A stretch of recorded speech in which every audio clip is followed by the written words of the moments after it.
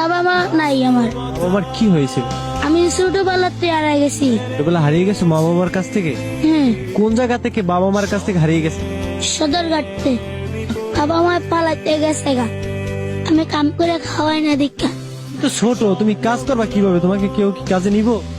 না, কি বলতো তোমার বাবা মা? লাঠিটা গর্তে বার করে দিতে হবে। তারপরে আমি আয়া পড়ছি, আমি কাম করি না দীক্ষা। গর্তে বার আনতে তুই জায়গা আনতে বাড়ির ছাড় ছাড়া তুই জায়গা কোনো পারবি তুই এনে থাকা, অঙ্গ দেওয়ার বিষয় না।